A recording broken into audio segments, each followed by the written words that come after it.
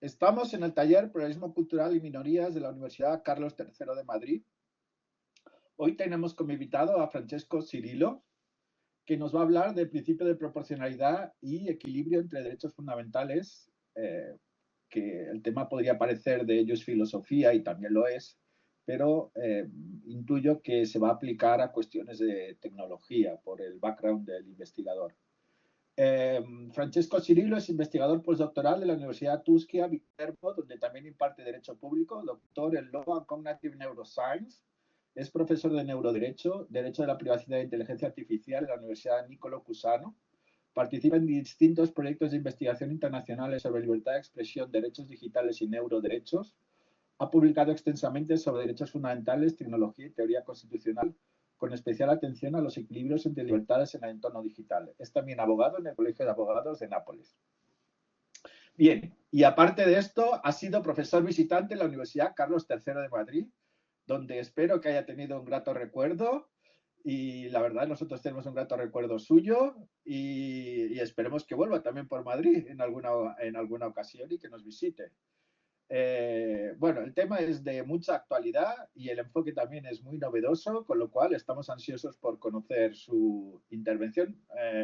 Normalmente la estructura del taller, no sé si lo habíamos hablado, es una intervención del ponente de unos 40, 50, 60 minutos y un debate por un tiempo igual, más o menos. Un debate amistoso por un tiempo igual. Adelante, tienes la palabra. Gracias. Buenas tardes a todos y es un verdadero placer estar aquí hoy. Quisiera empezar agradeciendo sinceramente la Universidad Carlos III de Madrid y en particular el profesor Oscar Pérez de la Fuente por su amable invitación y por la cordialidad con la que me ha acogido en este espacio académico. Voy con la presentación.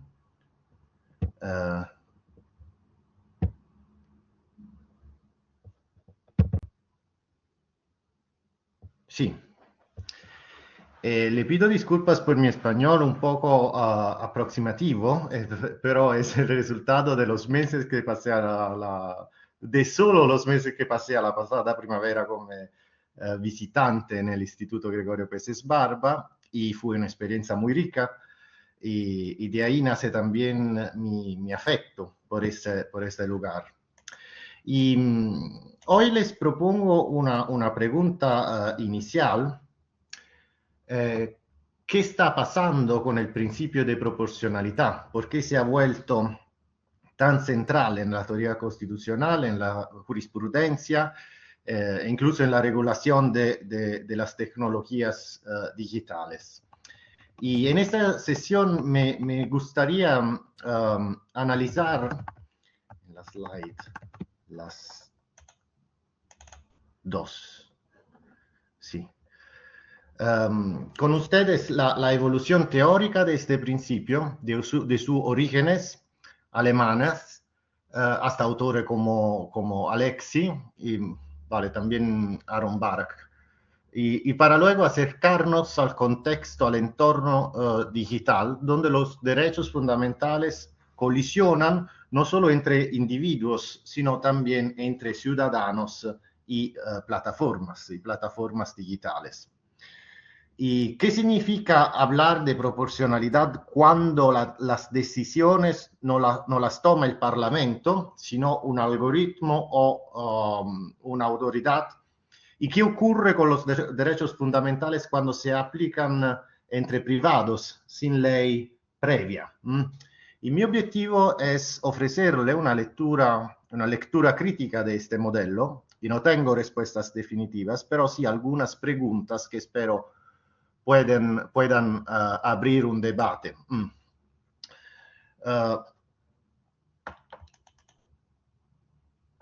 Es la 3. Creo que es un poquito de zoom. O se puede leer. Vale. El principio de proporcionalidad...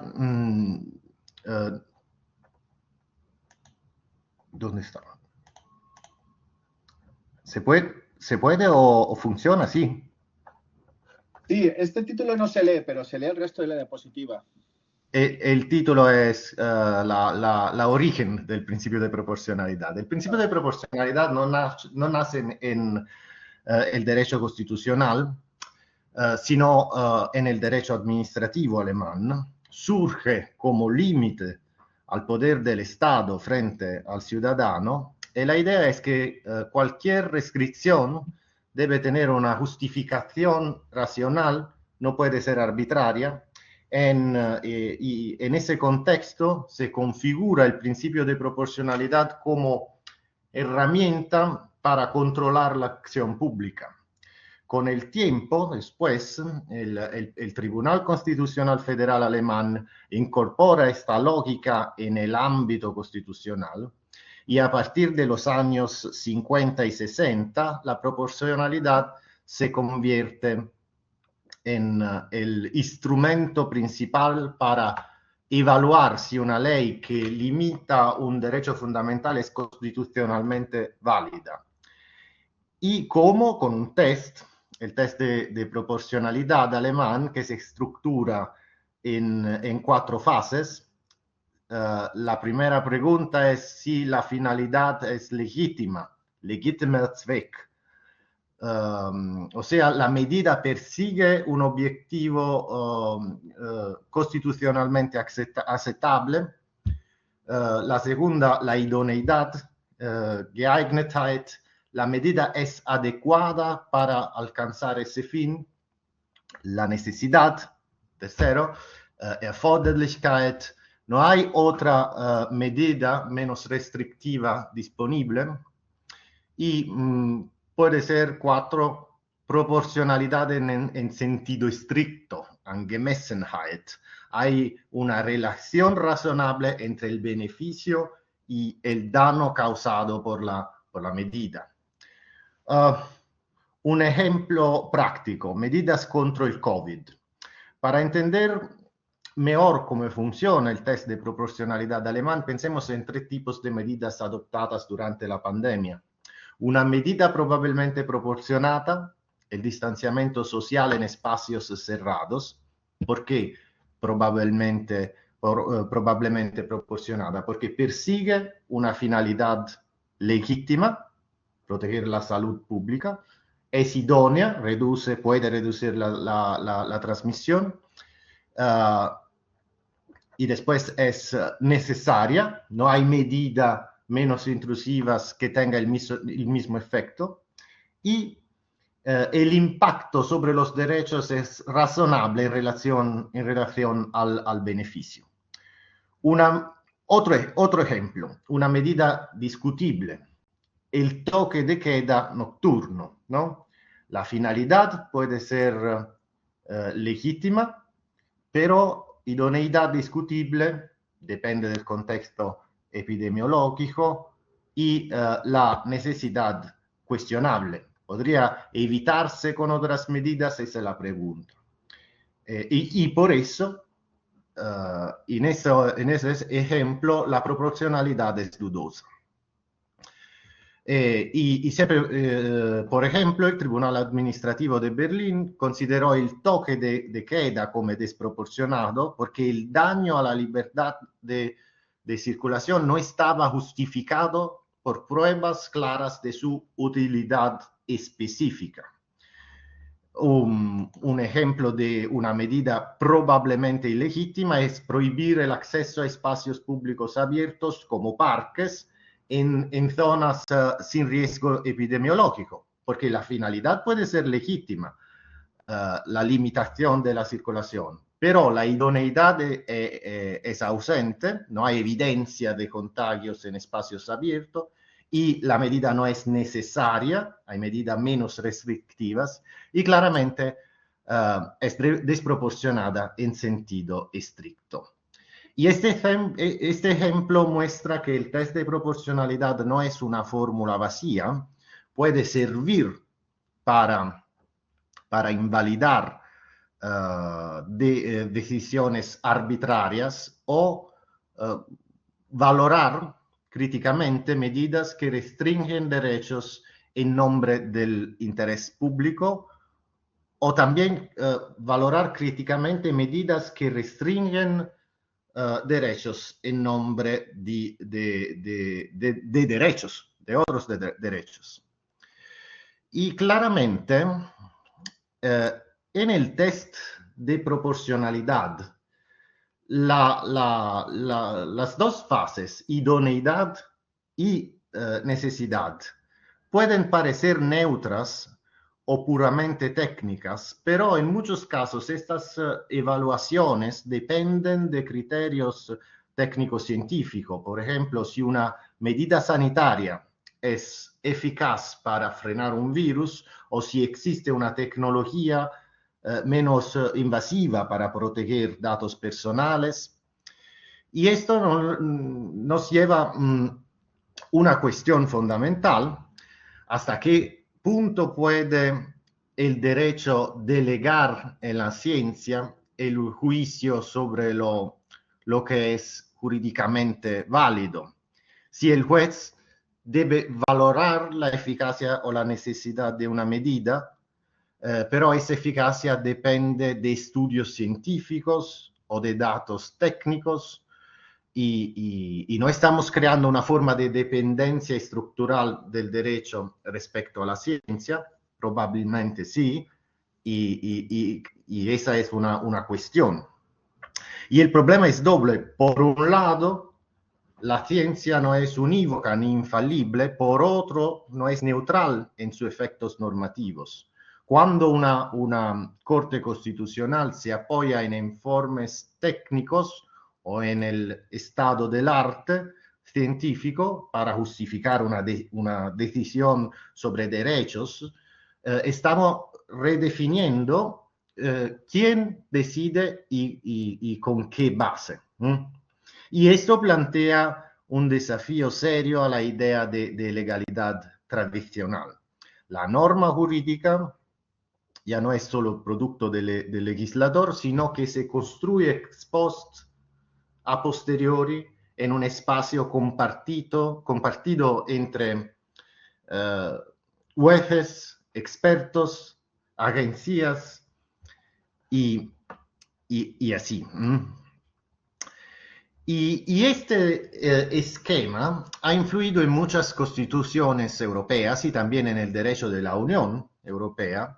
En efecto, el principio está formalmente reconocido en el Tratado de la Unión Europea, como en el artículo 5, que establece que el contenido y la forma de la acción misma de la Unión no excederán de lo necesario para alcanzar los objetivos de los tratados. Y también en el artículo 52, en relación a las limitaciones de derechos, la Carta de Derechos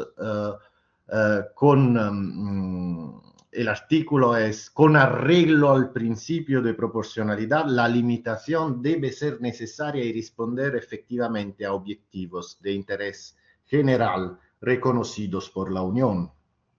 Y también en España, el principio ha sido plenamente acogido por la jurisprudencia del Tribunal Constitucional, sobre todo a partir de los años 90. La sentencia 66 de 1995 marca un momento importante, la consolidación de la proporcionalidad como criterio de control de las restricciones a los derechos fundamentales.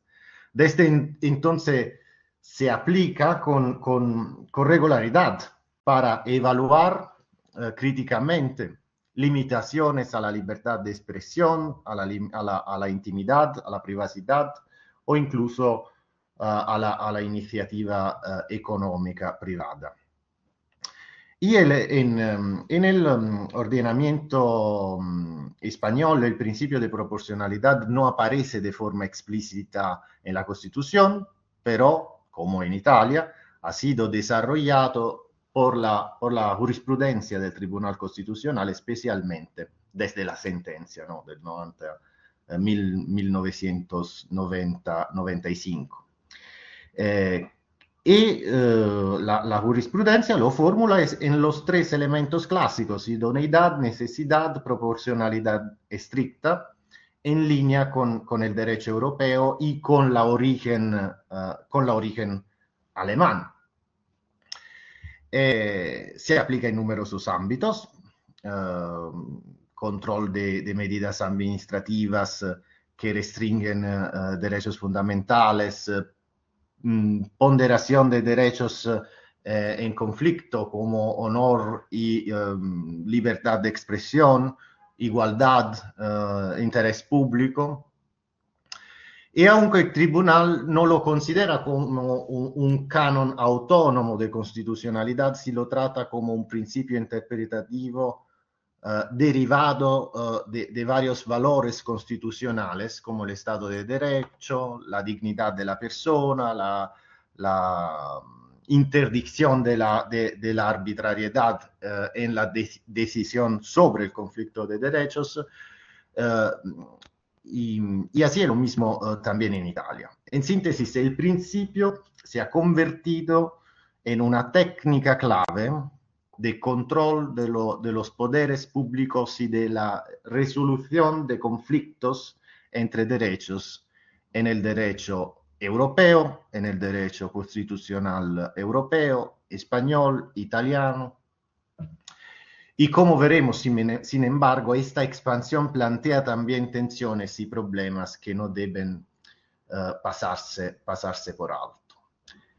A nivel teórico, el título es la origen teórica del principio.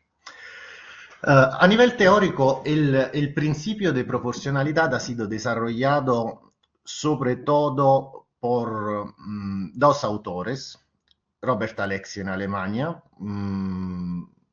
y dos autores principales, y Aaron Barak en Israel. Según Alexy, los derechos fundamentales son principios, no reglas. Esto significa que no se aplican de forma absoluta, sino que son mandatos de optimización. Deben realizarse en la mayor medida posible dentro de lo fáctica y jurídicamente posible. Y obviamente, estoy simplificando mucho, pero esa idea se basa en una distinción teórica fuerte entre principio y reglas. Los principios son como vectores que impulsan hacia ciertos valores, y el ordenamiento ya no se concibe solo como un sistema de normas, sino como un mecanismo funcionalmente orientado a ciertos fines.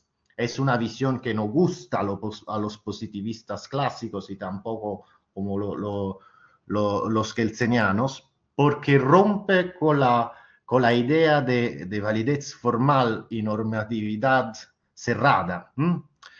Pero tampoco entusiasma a un demócrata puro, porque, como veremos, este enfoque desplaza el centro de la decisión. Ya no es el Parlamento quien decide qué valor debe prevalecer, sino el juez o incluso la autoridad administrativa. Volviendo a Alexy, cuando dos principios entran en conflicto, por ejemplo, libertad de expresión y protección de la intimidad, no se trata de invalidar uno de ellos, sino de ponderarlos. La ponderación consiste en comparar el peso relativo de cada principio en el caso concreto, teniendo en cuenta la intensidad de la afectación, la proporcionalidad aquí, ¿no? Alexy propone incluso una fórmula para ello, que incluye los factores de gravedad e importancia. Y Barak por su parte extiende esta lógica a todo el derecho constitucional, para él la proporcionalidad es la esencia misma del control de constitucionalidad y afirma que donde hay derechos fundamentales debe haber proporcionalidad, no hay alternativa. Esta visión ha sido acogida por muchos tribunales constitucionales y también por el Tribunal Europeo de Derechos Humanos y por el Tribunal de Justicia de la Unión. Sin embargo, no todos comparten este entusiasmo. Algunos juristas piensan que la proporcionalidad puede producir una ilusión de racionalidad y que esconde en realidad decisiones altamente discrecionales. Además, en un contexto como el digital, esta técnica se aplica a relaciones entre actores privados como si fuera una solución neutral, cuando en realidad puede ser que modifica profundamente la estructura del poder jurídico.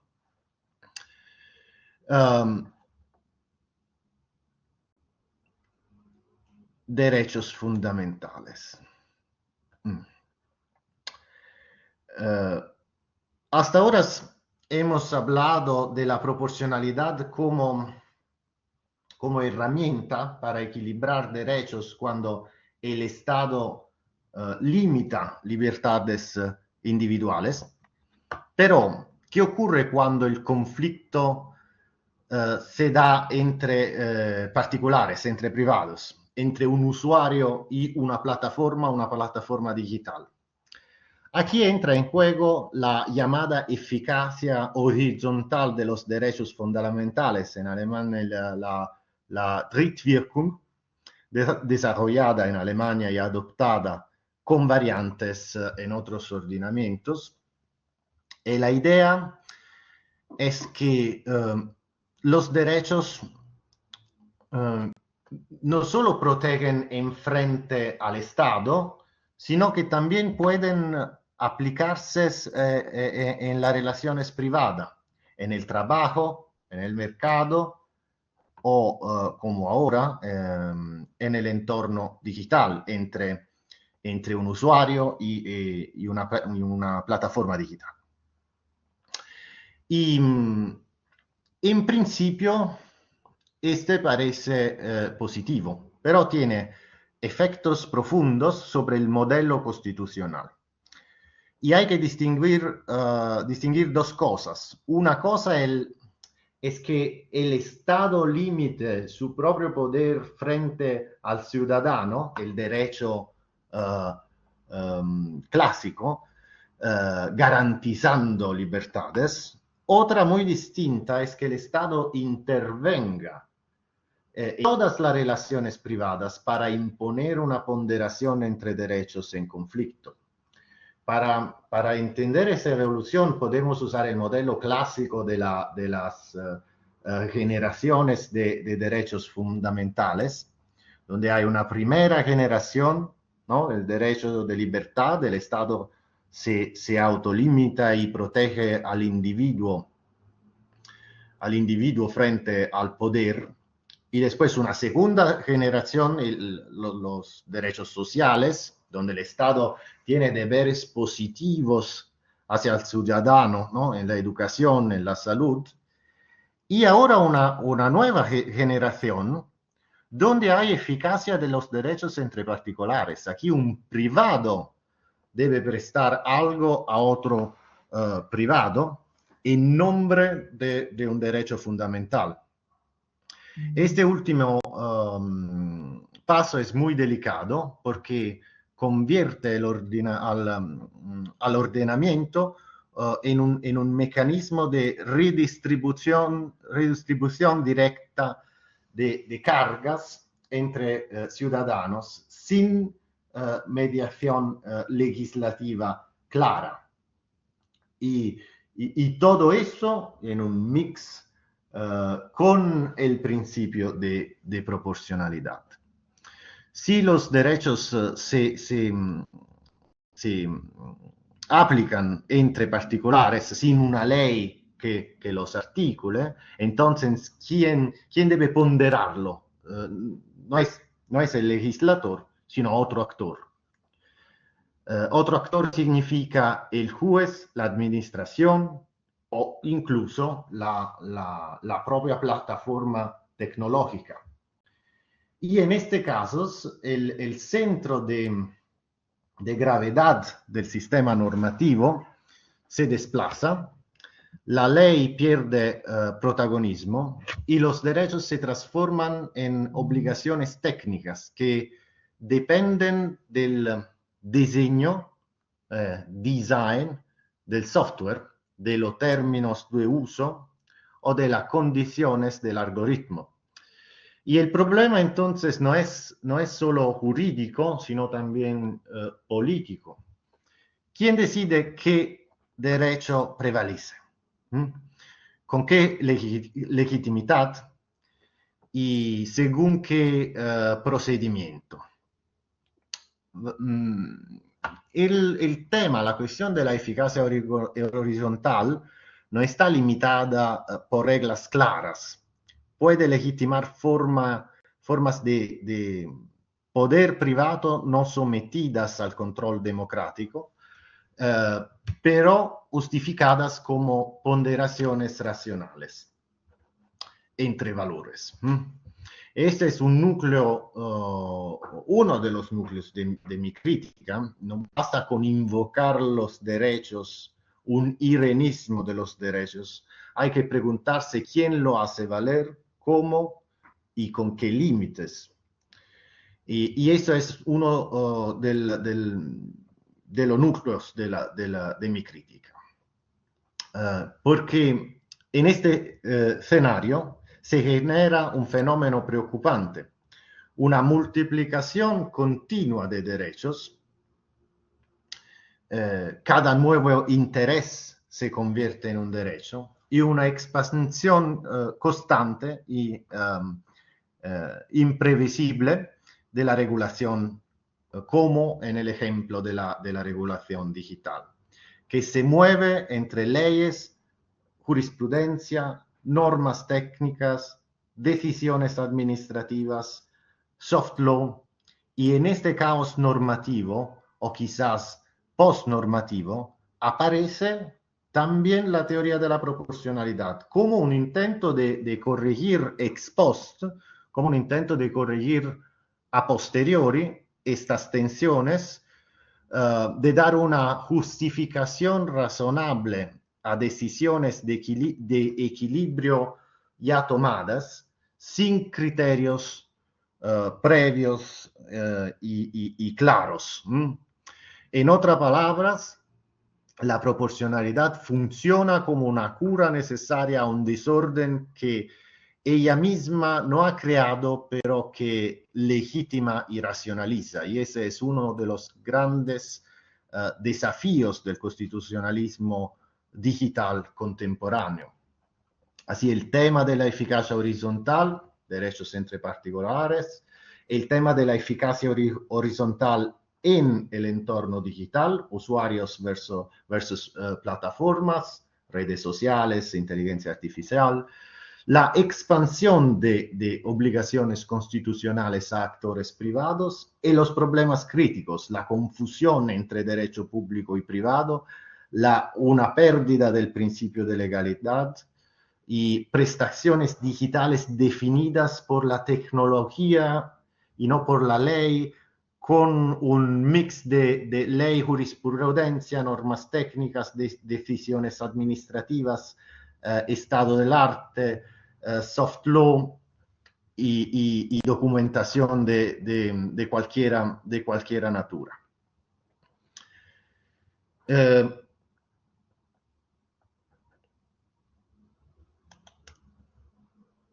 Vale. Hasta ahora hemos hablado en términos generales, pero estas transformaciones no son solo teóricas, porque se ven con claridad en casos concretos del derecho digital. El caso más emblemático es quizá el derecho al olvido, inicialmente afirmado por la jurisprudencia y luego codificato en el artículo del General Data Protection Regulation. Este derecho exige la eliminación o la desindexación de contenidos personales. Y la base de todo, ¿cuál es? La base de todo es una ponderación entre el derecho a la intimidad y el derecho a la información. Pero esta ponderación no fue hecha por el Parlamento, sino por los tribunales, a veces europeos, a veces nacionales, la sentencia Google Spain, y validada gracias al principio de proporcionalidad. Otro caso clave es de los cookies. Una regulación construida paso a paso por directivas, guías administrativas, decisiones de autoridades como el Garante italiano y estandardizada a través de soluciones técnicas, estándar, estado del arte y soluciones tecnológicas.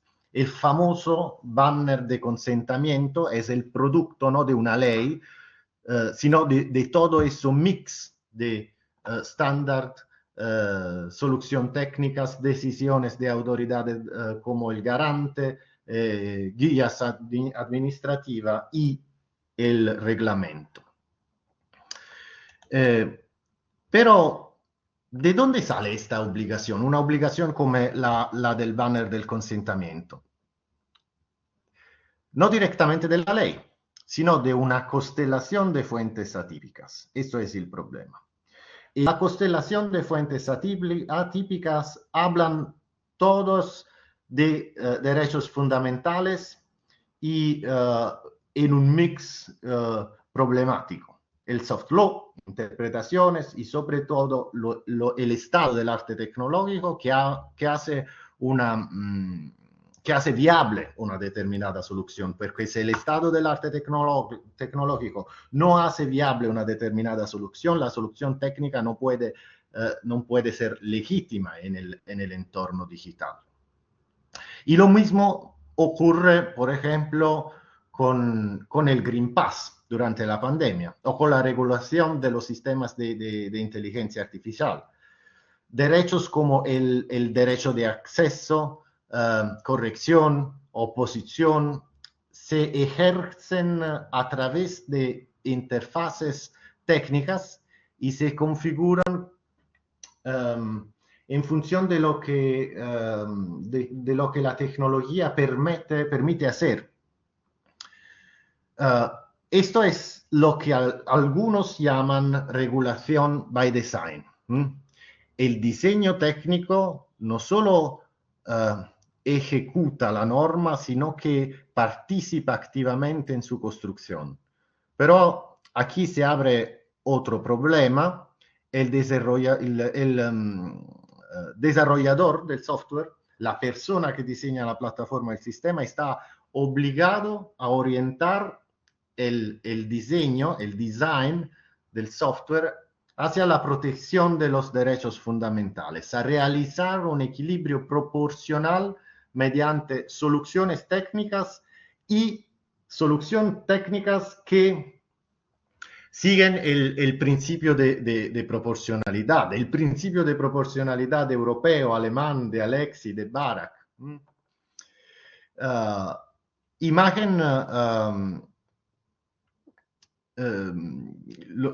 Lo que significa esto, ¿no? Una plataforma digital debería interiorizar en su diseño no solo el GDPR, the General Data Protection Regulation, sino también el Digital Service Act, AI Act, Digital Markets Act, Data Governance Act, Data Act, NIS2 Directive, el reglamento sobre la ciberseguridad, las interpretaciones de los tribunales, las directrices de las autoridades de protección de datos, los actos de soft law. Es un sistema prácticamente incontrolable, donde el programador se convierte en un operador jurídico sin formación jurídica, y la proporcionalidad se transforma en una expectativa técnica, puede ser imposible.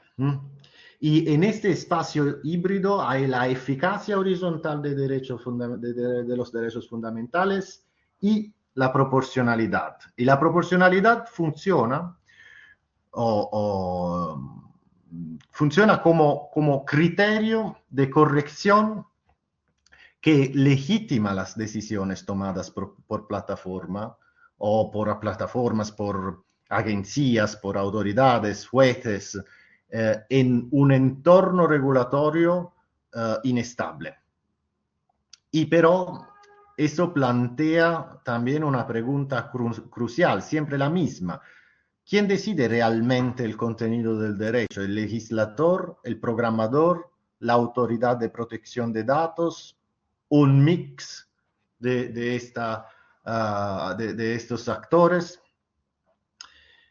Y vale, hemos recorrido un camino complejo desde el origen administrativa alemán de la proporcionalidad, y la importancia, su evolución, la teoría jurídica, la teoría general, Alexi, Barak, cómo la proporcionalidad es, cómo se aplica con la teoría de la eficacia horizontal de los derechos fundamentales, la Drittwirkung, y su teorización y aplicación constitucional, su aplicación en el espacio digital. Y en este recorrido hemos visto cómo la proporcionalidad se ha transformado de límite al poder estatal a criterio estructurante del derecho de las plataformas, de técnica de control o de técnica de justificación ex post de decisiones tomadas sin ley previa, de garantía, a instrumento de legitimación técnica y judicial del nuevo orden regulatorio. Y el riesgo es claro, que este modelo produzca una expansión infinita y incontrolada de los derechos en un entorno regulatorio instable, y que en lugar de reforzar la legalidad democrática, concentre poder discrecional en jueces, autoridades administrativas y actores tecnológicos. Pero hay también un segundo riesgo, quizá aún más evidente, un riesgo en esta nueva legalidad del constitucionalismo digital, que todo este enorme, no sé si se puede decir, catafalco normativo europeo, se construya en un contexto de profunda debilidad industrial. No hay, o hay muy pocas, grandes plataformas tecnológicas europeas. Y las empresas europeas ya tienen dificultades para emerger y, sin embargo, se les impone una regulación densa, fragmentaria y cambiante. Es una estrategia que ignora la dimensión global del fenómeno digital y pretende regular de manera confusa y limitada al espacio europeo procesos que escapan por definición a las fronteras y a las lógicas internas del derecho nacional o regional. Y por eso no basta con celebrar la proporcionalidad como un principio racional. Hay que preguntarse quién pondera, con qué criterios, con qué legitimidad, eh, con qué legitimidad puede ser democrática. Y en este escenario el constitucionalismo digital debería asumir un reto ambicioso, no limitarse a gestionar conflictos de derechos con fuerzas abstractas, sino repensar un modelo de legalidad en un mundo en el que el derecho ya no nace solo de la ley. De hecho, debemos preguntarnos también si no estamos avanzando demasiado rápido por el camino de un constitucionalismo digital sin fundamentos teóricos sólidos, donde hay una multitud de derechos son proclamados, pero pocos son efectivos, y donde el sistema jurídico deja de ser un ordenamiento previsible y coherente, como en el positivismo clásico, para convertirse en un flujo continuo de normas, principios, soft law y soluciones técnicas, lo que los juristas llaman tal vez post-derecho. Y en todo esto, la teoría de la proporcionalidad funciona como un elemento de irenismo normativo, una fórmula de reconciliación que presupone que todos los valores pueden armonizarse racionalmente, cuando en realidad muchas decisiones supremas suponen conflictos reales, tensiones irresolubles y elecciones políticas inevitables. Y sinceramente no tengo una solución clara. Estoy bastante convencido de que tal como están las cosas, la proporcionalidad y una teoría estructurada con test racionales es mejor que nada. Pero el mix explosivo de normas y principios, de derechos siempre nuevos, de autoridades siempre nuevas, de reglamentos siempre nuevos, no creo que nos lleve hacia una tutela más sólida y coherente de los derechos fundamentales en el entorno digital. Y lo que es peor, corre el riesgo de convertirse en un obstáculo más para la innovación en una Europa ya cansada, que busca controlar lo que no puede gobernar, mientras deja escapar el dinamismo que debería proteger. Y les dejo con una pregunta quizás incómoda, puede ser provocadora. ¿Conocen usted a algún jurista que pueda decir con exactitud cuántos reglamentos hay que aplicar para diseñar y lanzar una plataforma digital en Europa respetuosa de los derechos fundamentales? El GDPR, Digital Service Act, Digital Markets Act, Directiva e-Privacy, AI Act, más las normas internas de los 27 Estados miembros, las decisiones de las autoridades nacionales, las interpretaciones de los tribunales europeos y nacionales, las guías del European Data Protection Board, los actos del soft law, los códigos de conducta sectoriales. Y podemos de verdad imaginar que esta compleja operación de ponderación de derechos fundamentales realice un desarrollador desarrollador de software en el momento en que dibuja la arquitectura de una plataforma digital. Vale, no lo sé. Muchas gracias por su atención y si hacen preguntas demasiado difíciles, me acogeré humildemente a mi límite lingüístico para evitar tener que responder. Muy bien, pues muchas gracias. Muy interesante. Muy interesante la intervención sobre temas de tecnología, sobre el tema de la proporcionalidad en la interpretación de los derechos fundamentales. Y ahora, como es tradicional en el taller, abrimos un turno abierto de palabras para las intervenciones. Adelante, si alguien quiere intervenir.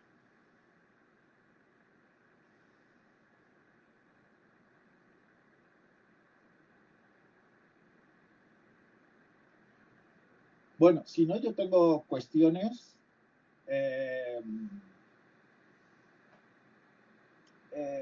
Bueno, la primera parte de tu intervención ha sido muy clásica de filosofía del derecho, de derecho constitucional, ¿no? Con la teoría de la ponderación de Alexis. Yo voy a contar una anécdota y te voy a hacer dos preguntas. La anécdota es que no sé si conocen que a Alexis le iban a dar un doctorado honoris causa en América Latina en una universidad católica, y esto lo suelo contar en mis clases, y dijeron que no se lo podían dar porque sus argumentaciones, su sistema de ponderación había facilitado que el aborto fuera legal en algunos países de América Latina. Y eso, bueno, se produjo un debate sobre esta cuestión. Pero de lo que me gustaría conversar es sobre cuando has dicho que lo que implica el método de ponderación de Alexis es que decide un juez y no un parlamento.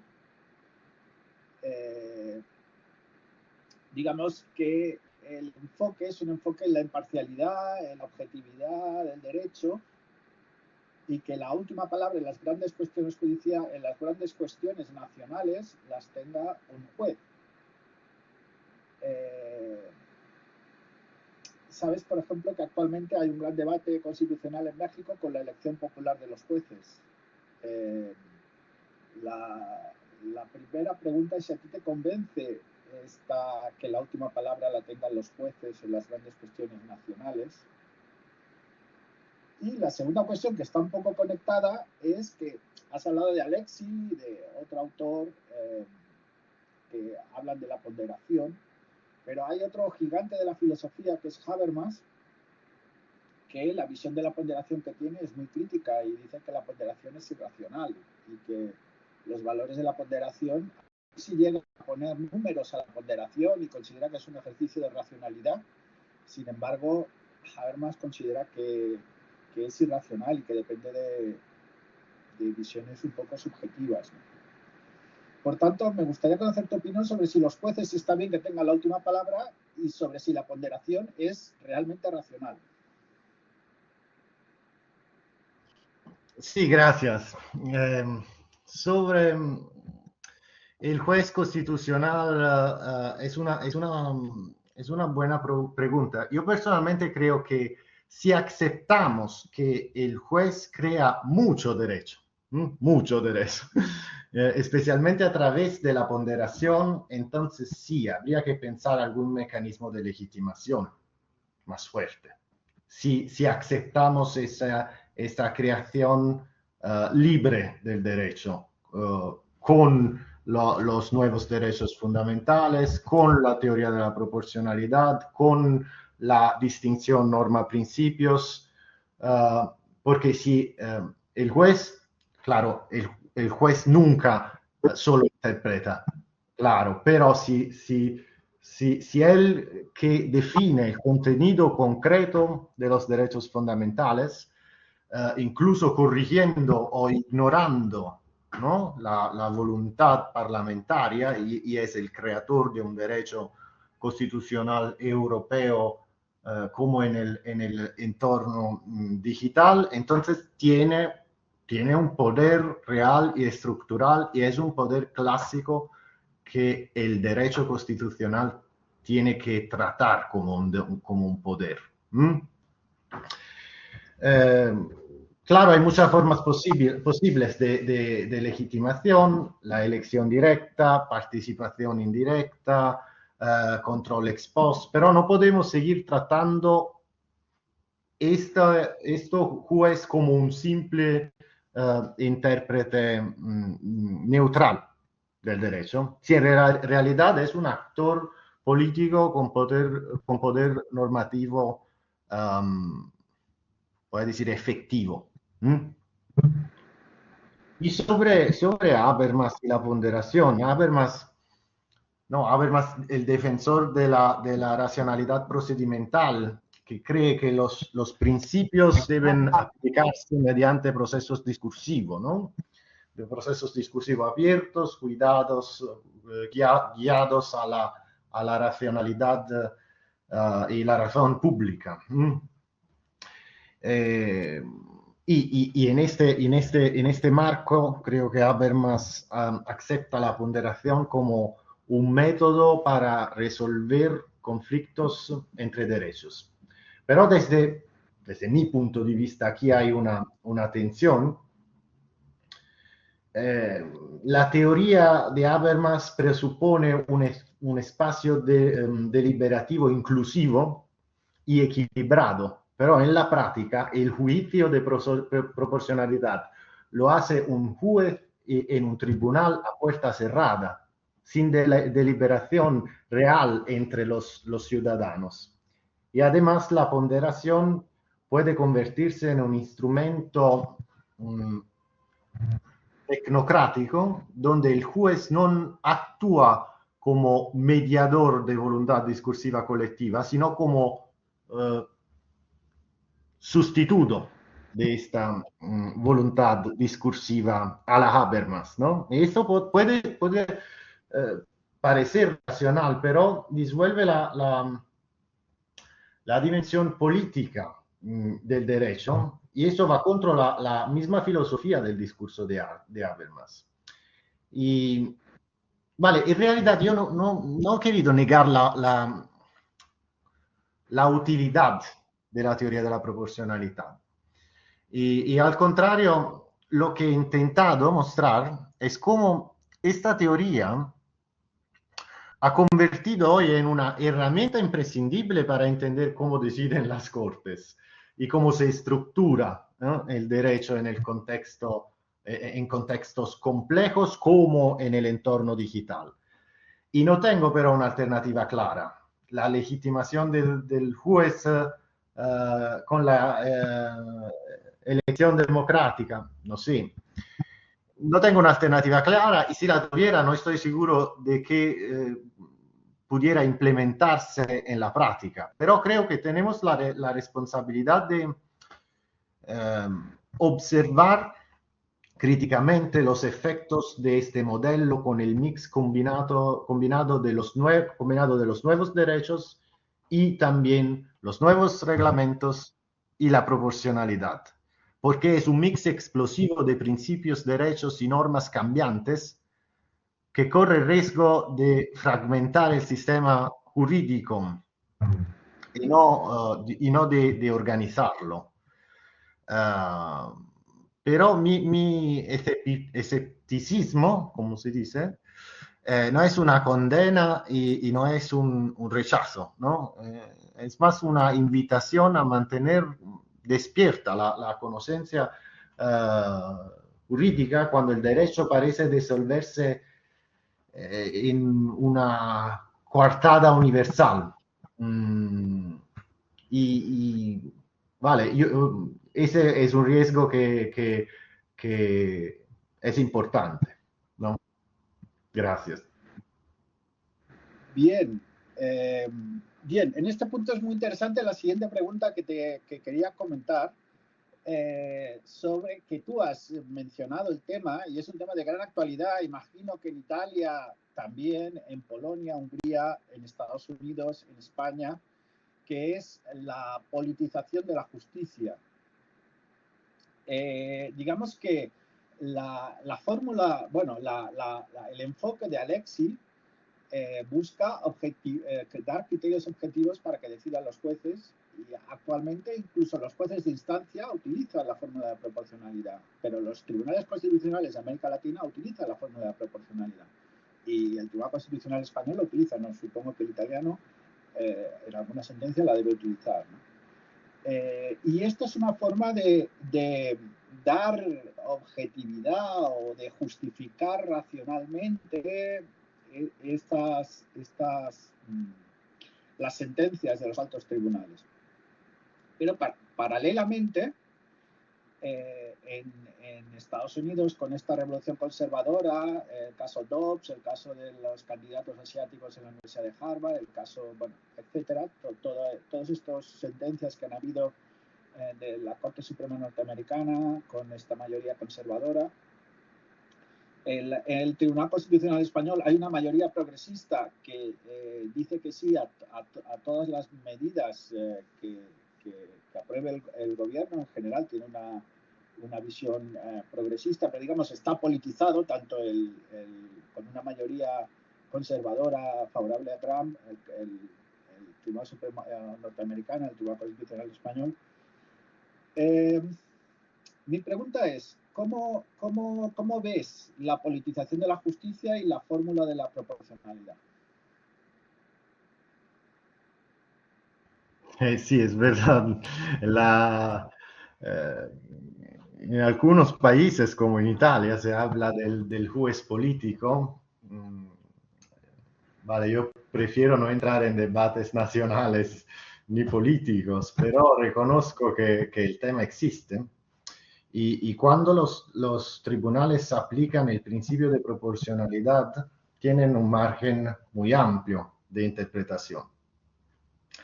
Y desde mi punto de vista, el riesgo es que la proporcionalidad no sea realmente una técnica neutral, sino una forma de justificación, una forma de justificar decisiones ya tomadas. Es decir, el tribunal primero toma una decisión, esto es lo mismo en las ciencias cognitivas, ¿no? Y toma una decisión por convicción moral, ideología, tal vez por sensibilidad institucional, y luego la recubre con el lenguaje técnico de proporcionalidad, idoneidad, necesidad, proporcionalidad en sentido estricto. Y esto se agrava porque la lógica de la optimización, la eficiencia paretiana se llama tal vez en el debate económico, permite justificar soluciones muy, muy distintas, incluso opuestas, siempre que el juez las argumenta como razonables.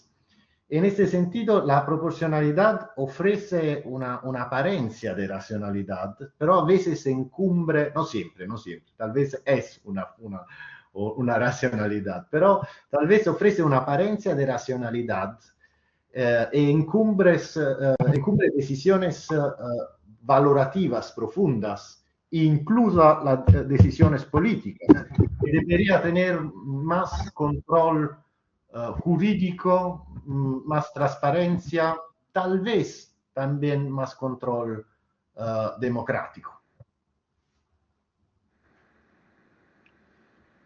Bien, yendo al tema de la tecnología, luego volvemos a abrir un turno abierto de palabras, pero yendo al tema de la tecnología, digamos, se han abierto como las nuevas dimensiones o la redefinición de las dimensiones sobre lo íntimo, lo privado, lo público y lo que supone estas nuevas redes sociales.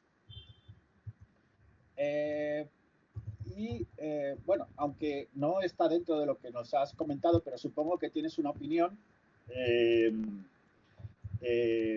¿Cómo interpretarías o cómo te parece el caso de que el presidente de Estados Unidos excluya de su cuenta de Twitter, pueda excluir de su cuenta de Twitter a algunos usuarios, que es un caso que se dio y que tuvo que decidir la Corte Suprema? Y el caso que me interesa es, ¿las opiniones en redes sociales son públicas, privadas? íntimas.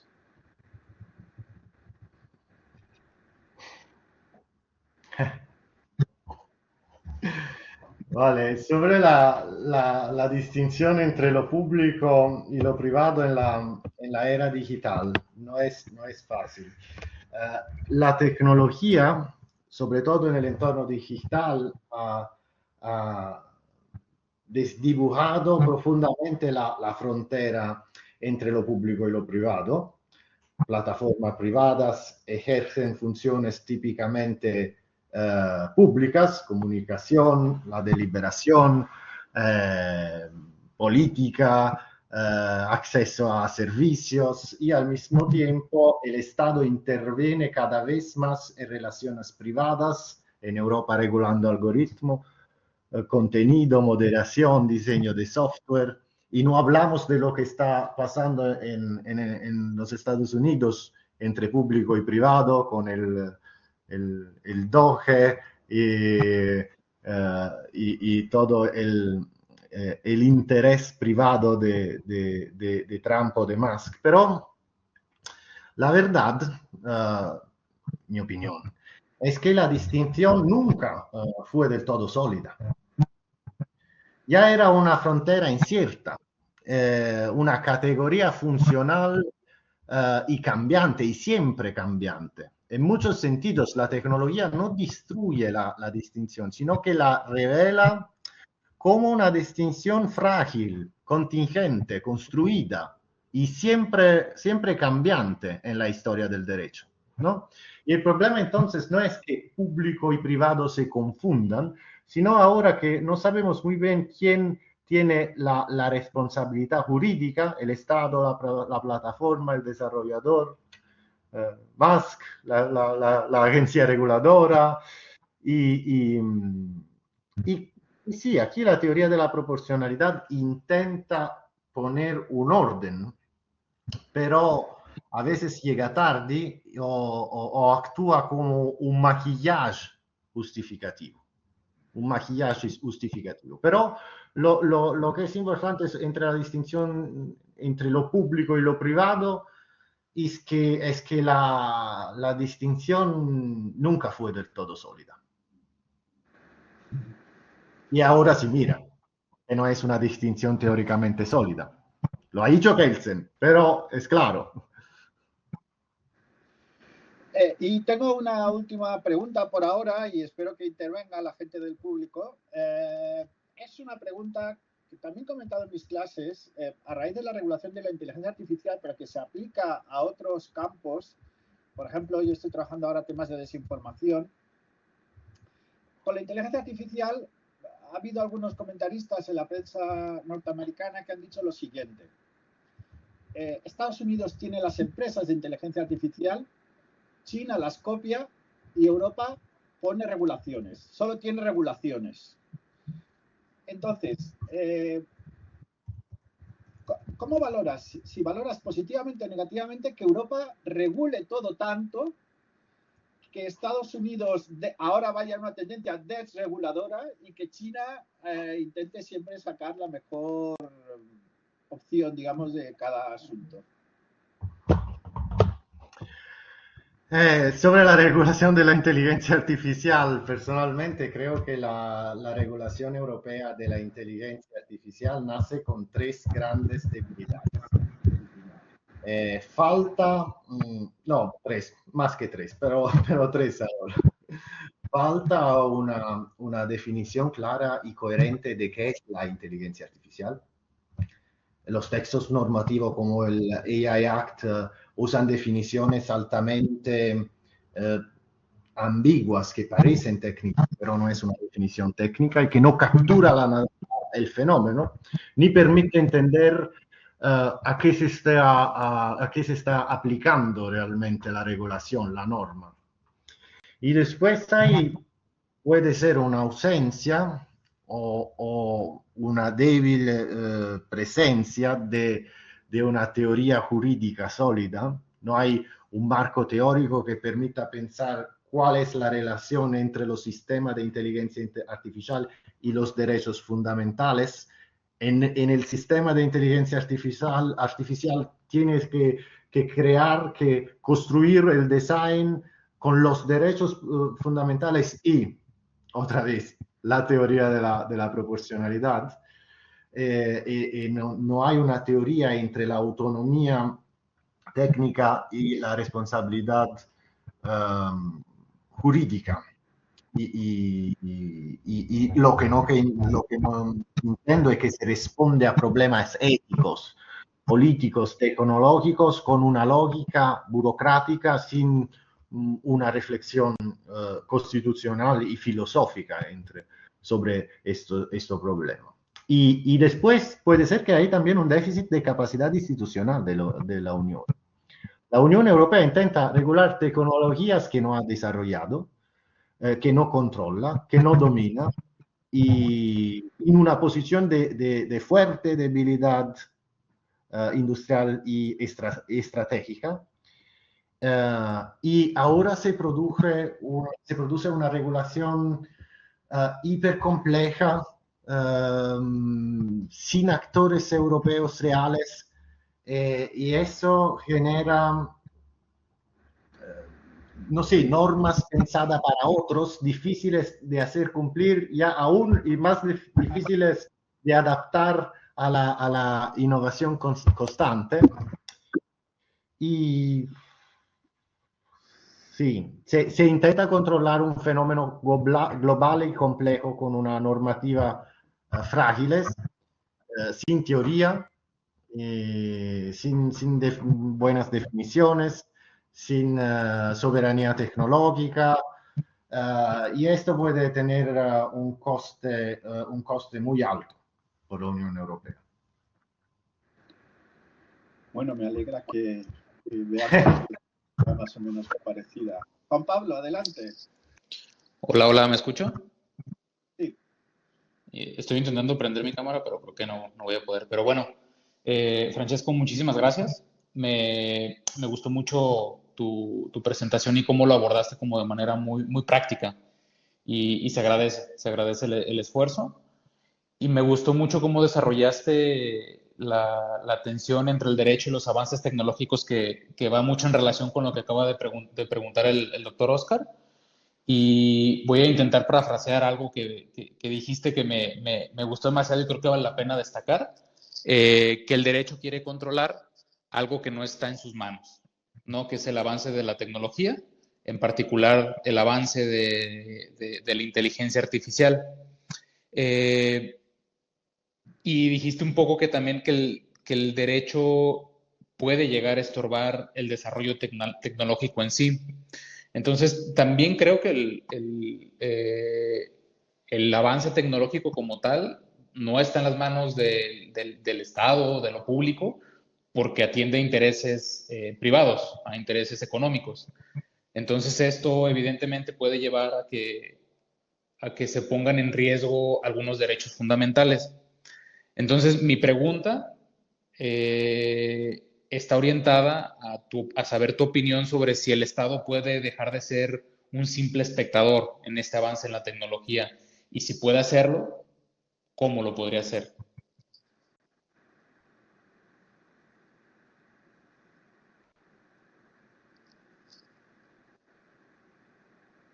No se te oye, no se te oye. Gracias, Juan Pablo. Vale, primero, no lo sé. No, ¿qué puede hacer el Estado frente a las tecnologías? No soy claro, no lo sé. El derecho está intentando controlar aquello que no comprende, esto es claro, o que apenas se empieza a intuir, pero no todo puede ser regulado. Y la mejor prueba de ello es que muchas regulaciones ahora no funcionan. No sé si funciona el GDPR, pero no creo que funciona también el DMA, DSA, NIS2, NIS2 y toda la regulación. Se multiplican las normas, los principios, las agencias, los derechos fundamentales, ahora son como 100 derechos fundamentales en Europa, pero el resultado es ineficaz, confuso, inestable. Y bueno, la otra solución es la autorregulación. No sé, no me parece una buena solución la autorregulación. Una solución podría ser menos normas, pero claro, esa podría ser una solución. Y claro, tampoco creo que la solución sea que el Estado se convierta en un espectador pasivo de todo, pero no se puede construir un castillo, un catafalco normativo sin una base práctica, sin base teórica y sin legitimidad jurídica y social. Gracias a la chat. Pero no.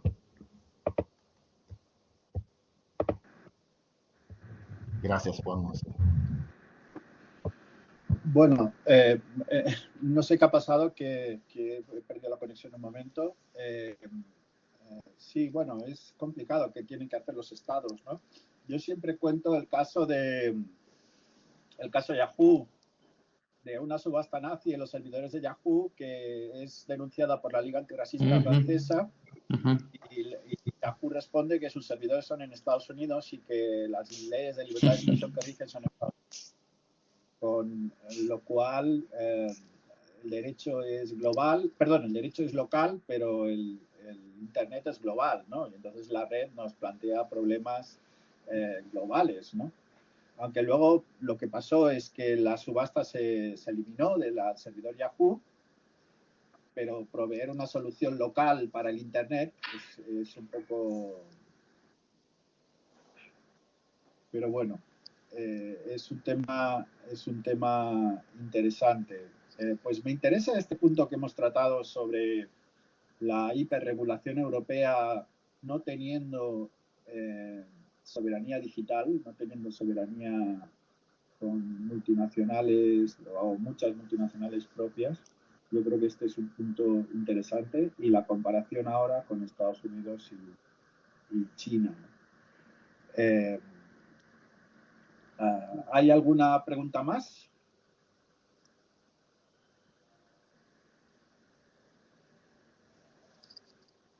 Bueno, pues agradeciéndole al ponente Francesco Cirillo, esperando que vuelva por Madrid. Yo espero, gracias. Que podamos seguir debatiendo de estos temas, que asista a nuestros congresos, nuestros seminarios. Y bueno, hasta la próxima. Tenemos una sesión del taller a la vuelta, que será una sesión con un profesor polaco sobre libertad de expresión en Internet. Muchas gracias. Gracias. Muchas gracias. Muchas gracias. Hasta la próxima. Hasta